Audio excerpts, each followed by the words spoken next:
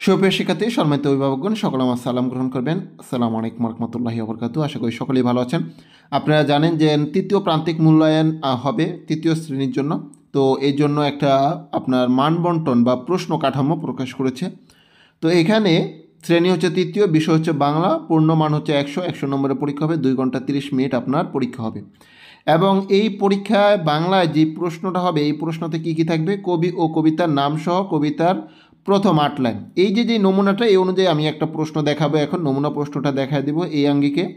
এরপরে সংক্ষিপ্ত প্রশ্ন 60টি হতে 5টি, রচনামূলক প্রশ্ন 5টির মধ্যে 3টি, শব্দার্থ 60টির মধ্যে 5টি, বাক্য গঠন 60টির মধ্যে 5টি, শূন্যস্থান পূরণ 5টি, বহুনির্বাচনী প্রশ্ন 5টি, লিঙ্গান্তর 60টির মধ্যে 5টি, যুক্তবর্ণ ভেঙ্গে লিখ ও শব্দ তৈরি 60টির মধ্যে 5টি, বিপরীত শব্দ 60টির মধ্যে 5টি, মিলকরণ 5টি, বিরাম চিহ্নের ব্যবহার 5টি, ফরম পূরণ আর হচ্ছিল আপনার অনুচ্ছেদ। তো চলুন আমরা নমুনা প্রশ্নটা দেখে আসি। তৃতীয় প্রান্তিকের জন্য নির্ধারিত অধ্যায়সমূহ থেকে প্রশ্ন তৈরি করা হয়েছে।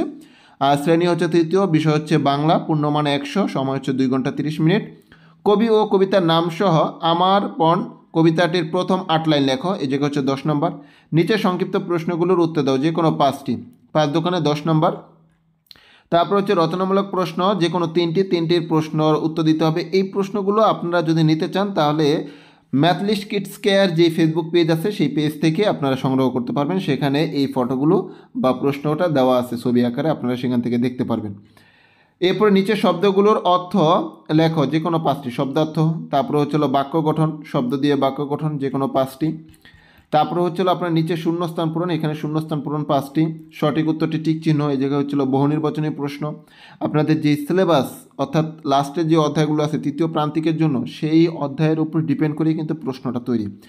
যারা নতুন এসেছেন এই যে আমার যে ইউটিউব চ্যানেল বা ফেসবুক পেজে, তারা অবশ্যই পেজটি ফলো করে রাখবেন এবং ইউটিউব চ্যানেলটি সাবস্ক্রাইব করে রাখবেন।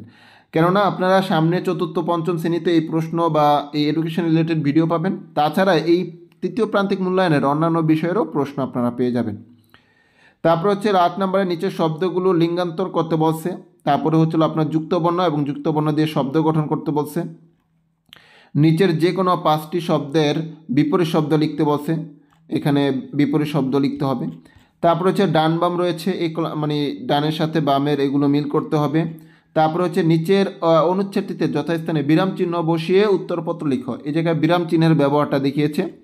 শিশু কিশোর একাডেমির ছবি আঁকা প্রতিযোগিতা তুমি অংশগ্রহণ করতে চাও, অংশগ্রহণের ছকটি পূরণ করে, এই জায়গায় একটা ফর্ম, এই ফর্মটা আপনার কি করতে হবে? পূরণ করতে হবে। শিক্ষার্থীরা এই ফর্মটা পূরণ করবে।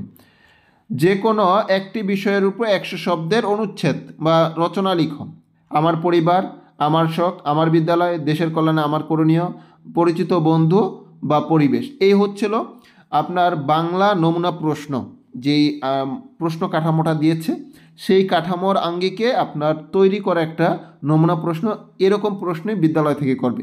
পরবর্তী বিষয়গুলো পাওয়ার জন্য অবশ্যই আমাদের চ্যানেলটি সাবস্ক্রাইব করে সাথেই থাকুন এবং কমেন্ট করে জানান কোন কোন বিষয়ের আপনার এরকম নমুনা প্রশ্ন লাগবে। দেখা হবে পরবর্তী ভিডিওতে। সে পর্যন্ত আল্লাহ হাফেজ, আসসালামু আলাইকুম।